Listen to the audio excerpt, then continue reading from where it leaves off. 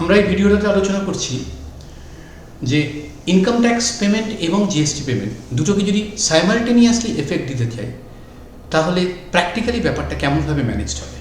Suppose কোনো একটা government authority বা লোকাল অথরিটিকে বা কোনো স্কুল বা কোনো কলেজকে অটোনমাস বডিকে একটা 3 লাখ টাকার কন্ট্রাক্ট সাপ্লাই করা হয়েছে।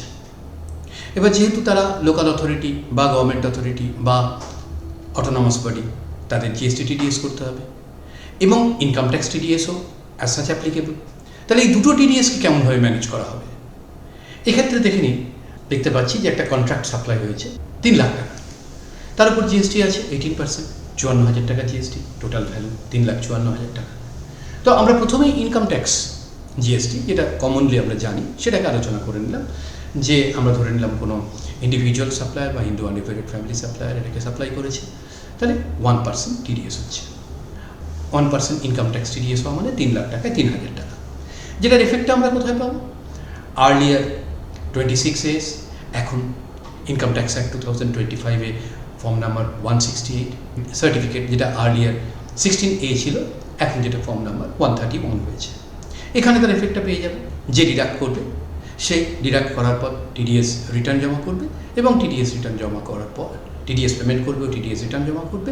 আর টিডিএস রিটার্ন জমা করলে এর এফেক্টটা 26A বা 16A বা ফর্ম 168 131 পেয়ে যাবে। একই রকমভাবে জিএসটি টিডিএস, তার রেট কত? 2%। 2% মানে 6,000 টাকা।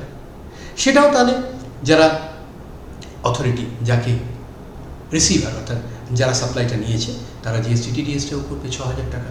সেটার আবার একটা জিএসটি টিডিএস সার্টিফিকেট দেবে, যেটা জিএসটিআর 7A, তারা জিএসটিআর 7 ফর্মটা জমা করবে এবং জিএসটিআর 7A-তে জিএসটি টিডিএস সার্টিফিকেট দেবে এবং সেটা দেখা যাবে ফর্ম জিএসটিআর 2A-তে তার রিফ্লেকশনটা থাকবে। তাহলে টোটাল ডিডাকশন কত হলো? 3,000 আর 6,000 9,000 টাকা। তারা পাবে কত? তারা পাবে 3,54,000 টাকা। এই 9,000 টাকা ডিডাক্ট করার পর তাদেরকে 3,45,000 টাকা দেওয়া হবে। তাহলে আমরা এখন বুঝে গেলাম যে এই জিএসটি টিডিএস এবং ইনকাম ট্যাক্স টিডিএস এই বোথই যদি অ্যাপ্লিকেবল হয় কোনো একটা সাপ্লাইয়ের উপর, তাহলে কীভাবে সেই জিএসটিটা করা হবে এবং